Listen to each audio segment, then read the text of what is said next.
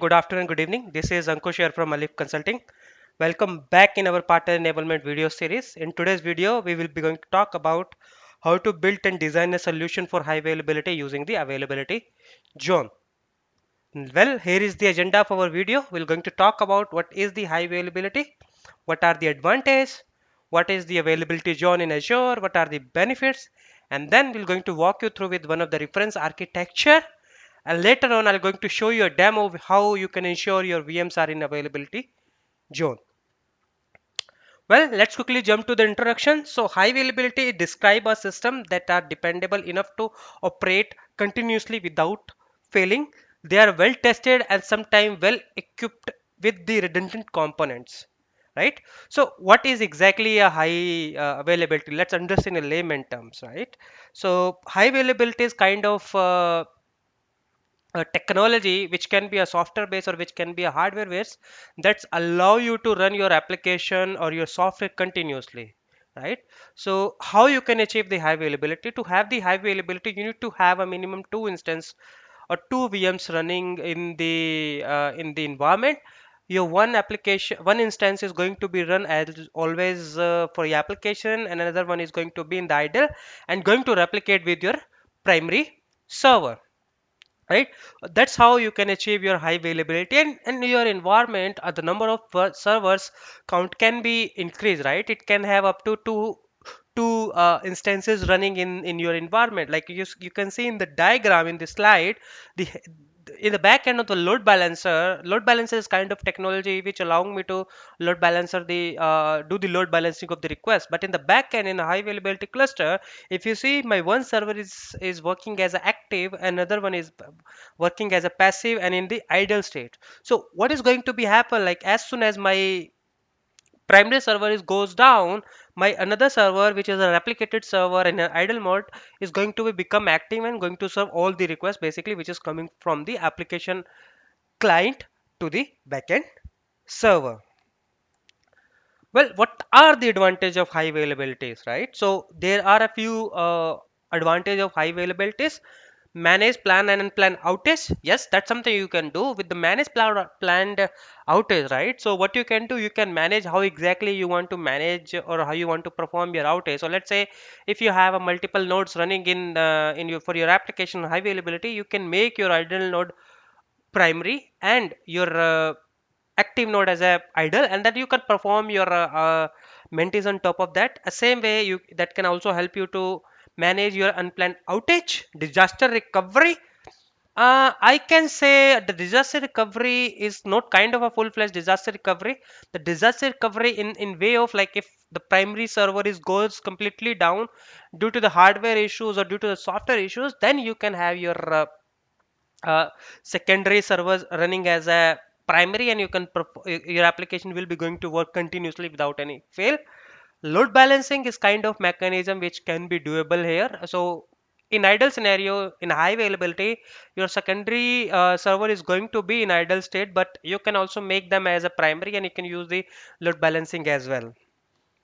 Importance, right? There is the importance of high availability. So high availability help us to reduce the interruption and downtime, right? So if in case of you don't have a high availability, right, if you only have running a single node in a backend for your applications, and it's kind of single point of failure, right? If application or a server goes down, your application is going to be completely unavailable, and that can cause a lot of issues like business issues, revenues loss kind of scenario, right? So that's where a high availability become important in terms of organization, in terms of revenue, or in terms of organization reputation.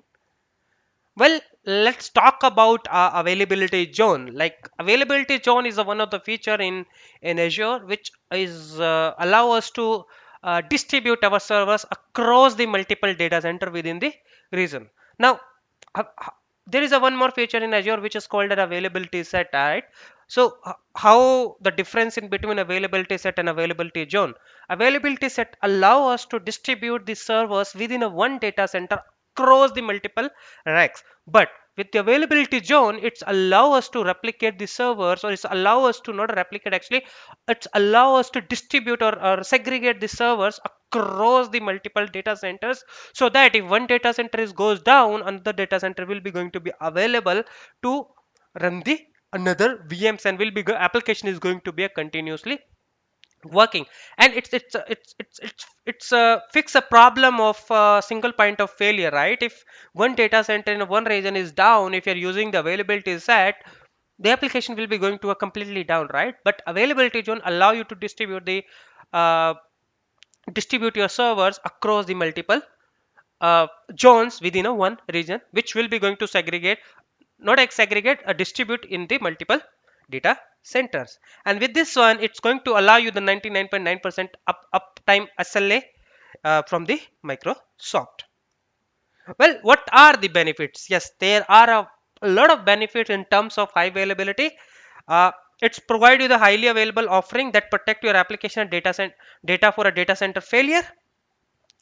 All the availability zone have their unique physical locations within a region, and they have their independent power, cooling, and networking equipments. Physical separation of availability zone within a region protect the application and data for the data center failure. Since they have a physical separation, definitely if there is a one region is down, or there is a one disaster happen, or natural disaster happen in a in the nearby location to one data center which is impacting to that one, another data center would be available, because they have 100 miles of difference in between. There is 100 miles of I can say a distance between one region to one data center to the another data center within the region. Zone redundant service replicate your application data across the zone to protect the single point of failure, right? So there is some of the regions which has been supported for availability zone. Not all the regions are supported for availability zone, because to enable the availability zone, Microsoft has to prepare a multiple data center in the within the regions, or within the location. That's required a lot of times, efforts, and money. Availability zone, with the availability zone, actually you will be going to get an industry leading 99.9% 99.99% SLA for a VM. Again, if Microsoft is somehow not able to reach that SLA, they will be going to give you the money back for that. Well, here is the reference architecture. So if you see how your availability zone is going to be work. So one availability zone is going to be have a minimum data center and can have more than two. And all of these availability zones are basically getting connected to each other over the Microsoft backbone fiber network. And if you see everything is distributed, if your VMs in availability zone and other VM in availability zone too, they will be getting connected to each other using the Microsoft backbone network. Although they will be going in the same virtual network, but the communication and the data replication which is going to be happen using the Microsoft backbone network, right? So a reason in a Microsoft can have a minimum two availability zone and can go up to three. Well, now let's talk about what is a zonal and zone-redundant architecture, right? So with the availability zone, we can have a two types of architecture which we can use, or which we can develop while talking with the customer based on the customer requirement. But we have two types of architectures which we can use for redundancy, right? With the zonal architecture, a resource can deploy to a specify or self-selected availability zone to achieve more uh, latency and performance equipments. Resiliency is a self architect by replicating the application and data to the one or more zones within the regions. With the availability, with the zone redundant architecture, the Azure platform automatically replicate the source data across the zone. Microsoft manage the delivery of high availability, since Azure automatically replicate and distribute the instance within the region. So there is a two architectures which you can develop. First is with the journal, another one is the journal redundant. With the journal one, you will be going to distribute your servers across the multiple zones, and then getting a data replications, getting the application replication is something is your responsibility, and it can give you the more latency, and then can help you to the self select the performance, right? You would not be able to select what kind of performance you need, and you would not be able to see what kind of latency you need. At the same time, with the journal redundant architecture, it's completely managed by Microsoft. It's completely replicated by Microsoft. So all the data, uh, all the applications or anything within the VM across the zones will be replicated by a Microsoft.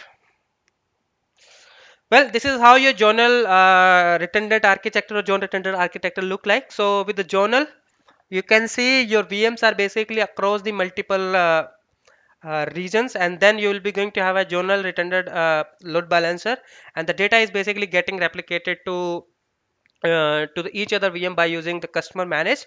At the same time, with the journal redundant, you can see your VMs are getting segregated across the multiple regions, but you will going to have a one single join redundant load balancer to serve all the requests, right? So what are the difference you will be going to see in both? One, about the load balancer. With the journal redundant, you will going to have your load balancer in every John, but with the John redundant architecture, you're going to have your one load balancer and that one is getting serve requests for all of the VMs, which is separated across the zones.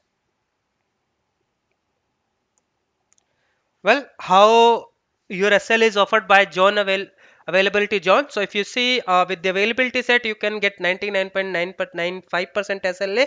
But if you go with the availability zone, you will be going to get a 99.99% SLA. And it's also going to protect you in case of entire data center is fail. Well, considerations for defining the SLS. Yeah, there are some of the questions which you need to consider or which you need to have a discussion around with the customer when you are designing the high availability solution for customer. What are the availability requirement? How much downtime is acceptable? What are the potential downtime cost to your business? How much should you invest in making the application high availability?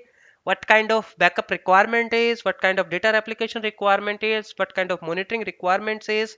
And does your application have a specific latency requirement? So these are the questions you need to have a discussion around with your customer to think about it and to design the solution, like what kind of architecture is going to look like for a customer. Either it's going to be journal or it's going to be a journal redundant architecture, which you need to select for your customer, need to develop accordingly.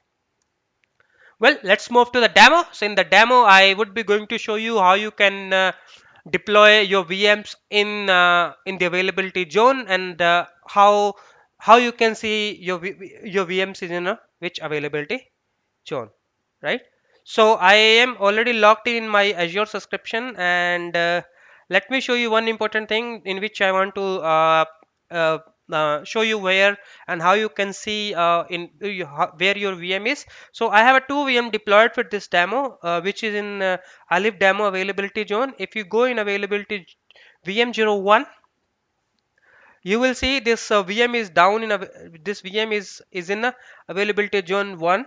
And same way, if you go into the another VM, which is a VM02, that is in the availability zone 2, and this is something you can do while creating a VM. So these two VMs are already segregated based on their data center. So if anything goes wrong with the availability zone 1, your VM which is in availability zone 2 would be available to serve the request, right? Now how you can deploy VMs with the availability zone, right?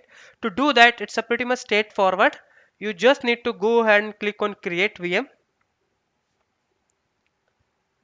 You need to select the resource group where you want to deploy, and you need to select the availability zone in which your VM need to be deployed. Define the VM name, and if you see in the availability option, you will be going to have a option like either you want to go with the availability zone, either you want to go with the availability Z, or either you want to go with the either you want to go with the scale set, or either you want to go with the availability set. Now we need to select the availability zone options to distribute the VMs across the multiple zones within the one region.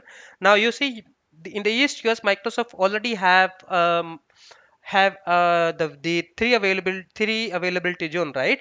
But my two VMs are already distributed in zone 1 and zone 2. If I deploy the third VM in zone 2, but what is going to be happen, right? If there is an issue with zone 1 and zone 2, my application is completely going to be down. So what I can do, I can deploy this VM in availability zone 3, and that's where it's going to give me the redundancy, right? So let me select the name. Let me give the name of the username and the password for the local account for the VM. Click on next. This is the default configuration. I'm already using the my availability John virtual network so that they can connect, all the VMs can connect to the Ether using the virtual network. And you just need to define other basic setting the same way you do while creating a VM, and click on create. Well, as soon as this is done, you will be going to see in 1 or 2 minutes that there is another VM has been deployed in the availability zone 3, and then you can have your load balancer zone redundant load balancer deployed to have them VMs connected with the load balancer for high availability, right? And meanwhile, how you can deploy a load balancer with the zone redundancy? So it's a very quick option. That's something you also need to select while creating the load balancer.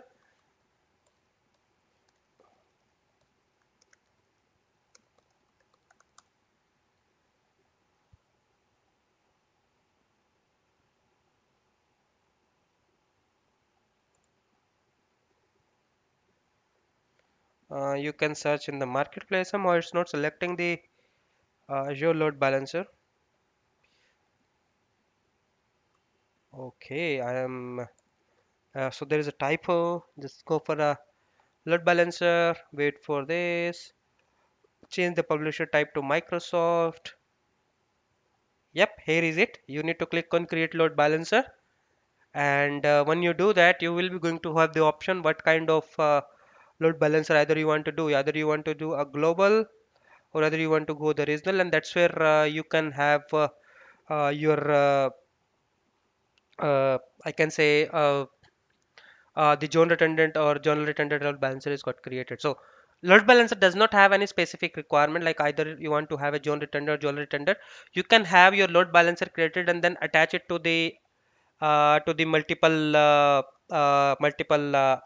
VMs which is distributed across the zones, or you can have multiple load balancer created in a zones, and then you can distribute them across the you can have a multiple load balancer attached to the another VM which is in the another zone. That's something you can have by selecting the SKU. If you want to go with the basic, that's only support the zonal, and if you go with the standard one, that support the zone redundant uh, architecture or zone redundant VM. So that's the difference. And then you do have option to create the global also if you want to support the cross region. That's something you can do while creating the load balance, and rest of the things like front end IP configuration, back end pull configuration, outbound inbound rules are like a same thing which you do while creating a normal load balancer. Now if you go back to the VM and if you refresh, you will be going to see there is a one more VM has been deployed, and that is in the availability zone 3. Now my this 3 VM cover the East US region for outage. So if anything goes wrong in zone 1, zone 2, zone 3 VM would be available. If anything goes wrong with zone 1 and zone 2, definitely the zone 3 is going to be available if everything goes wrong with all of these three zones, right? What next? That's where a BCDR come in place, where you can replicate your VMs from one region to another region for business continuity, so that in case of complete region is goes down, you have another region available, and you can make your application up and working fine from that specific region. So that's where a BCDR come in place. So availability set provide you the redundancy in case of data center failure. Zone availability provide you the redundancy in case of region failure. I can say in case of data center failure, or the BCDR is going to be provided redundancy if the region is failure. Again, uh, Availability zone is going to be protect you in case of rack failure. Sorry, I have earlier given you the wrong thing. So availability set provide you in case of rack failure, not a data center failure. uh, Availability zone provide you the redundancy in case of John failure or data center failure within a region, and BCDR provide you the redundancy in case of complete region is down. Well, that's it in the demo. I hope you like this video. If you like, please click on like and subscribe for more upcoming videos, and feel free to reach us if you have any questions. Thank you.